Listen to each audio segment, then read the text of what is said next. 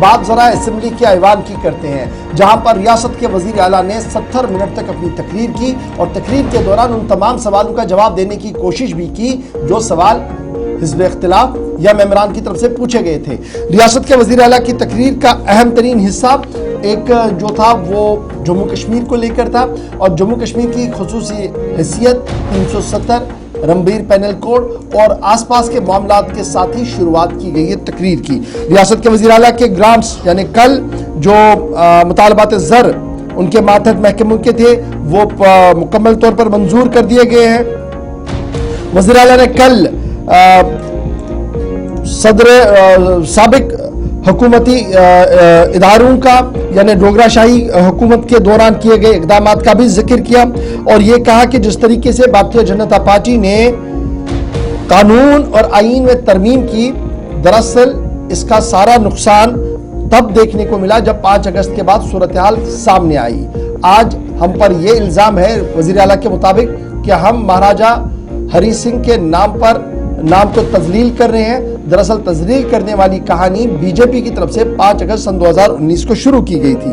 महाराजा के दौर में जो खुसूसी मुराद और जो स्टेट सब्जेक्ट लॉ था, दरअसल वो एक तहफ़्फ़ुज़ था जम्मू की आवाम को पंजाब के उन जागीरदारों से बचाने के लिए जो उस वक्त भी यहाँ की ओर नजर रखे हुए थे।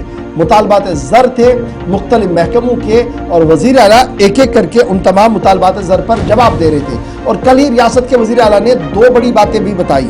एक ये कि कॉन्स्टिट्यूएंसी डेवलपमेंट फंड CDF को बढ़ाने का ऐलान कर वज़ीर आला ने कर दिया है। साथ साथ मेंबरान कानून साजिया और उनके पर्सनल असिस्टेंट्स की तनख्वाहें भी बढ़ेंगी। तमाम तनख्वाहें बढ़ाने के हवाले से एक मैकेनिज्म अडॉप्ट किया गया है और यह मैकेनिज्म ज्वाइंट कमेटी बनाई जाएगी जिसमें मेंबरान कानून साजिया जो लीडर ऑफ द पोर्शन है कांग्रेस, बीजेपी और अदर पार्टी से रखे जाएंगे ताकि एक फ्रेमवर्क बनाया जाए कि किस तरीके से ये तनख्वाहें जो है वो बढ़ाई जा सके।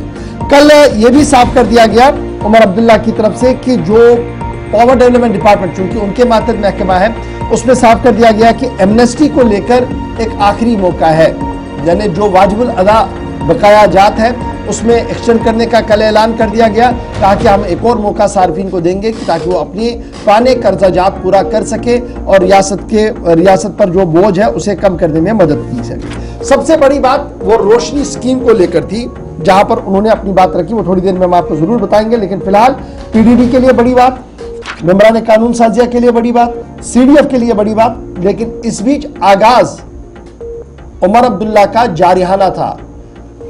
क्रिकेट का जिक्र करते हुए कहा कि मैं मैदान में उतर चुका हूं, खेल को समझता हूं, कब मैंने कौन सी बॉल डालनी है इसका मुझे भरपूर अंदाजा है। मैं मैदान बदलकर खेल बदलने वाला उमर अब्दुल्ला नहीं हूं। मैंने बताया कि एक लेजिस्लेटिव जहाज जो मैंने पहले बात की, नक्शा आपने बदला। जो महाराजा साहब ने स्टेट सब्जेक्ट के कानून छोड़े वो भी आपने बदले। हमने कोई नाम नहीं बदला। पठानिया साहब वकील हैं, मुझे बताइए ना 2019 से पहले आप किस कानून के तहत यहां अदालत में प्रैक्टिस करते थे? रणबीर पीनल कोड, वो किसके नाम पे? महाराजा रणबीर सिंह। आज किस कानून के तहत आप प्रैक्टिस करते हो? नए कानून। तो नाम फिर हटा दिया ना, नाम फिर हटा दिया। तो अपमान हम करते हैं या आप करते हैं ये आप सोचिए ना। लेकिन मैं फिर इस बात पे आता हूं, मेरा कोई इरादा नहीं था कि मैं इस चैप्टर को छेड़ूं। एक तरफ से रियासत के वजीर आला जवाब दे रहे थे क्योंकि पिछले 2-3 दिन से मामला चल रहा था। दूसरी तरफ से लीडर ऑफ अपोजिशन ने भी बड़ी बात कह दी और कहा कि इस ऐवान को इस्तेमाल किया जा रहा है उस तरीके से ताकि प्रोटेक्ट किया जाए उस जहादी सोच को जो जम्मू के अंदर पैदा करने की कोशिश की जा रही है। और इस पर भी वजीर आला ने अगरचे जवाब दिया, लेकिन leader of opposition Sunil Sharma ऐवान के अंदर तो बोले ही थे लेकिन बाहर भी अपनी बात उन्होंने डटकर बताई।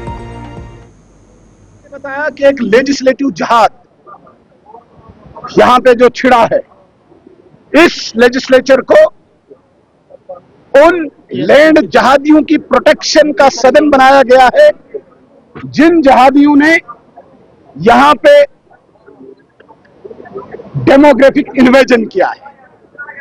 और जिस महाराजा साहब के कानून की ये बात कर रहे हैं, महाराजा बहादुर ने वो कानून तब भी लैंड जहादियों के खिलाफ लाया था, क्योंकि जम्मू की जमीन पर नजर थी उन लैंड जहादियों को। तो कहते हैं महाराज का इंसल्ट आपने किया, आपने लैंड यहाँ पे बाहरी लोगों को दी, उन्होंने भारत एक है, भारत अखंड है, यहाँ पे कोई भी व्यक्ति भारत का आ सकता है।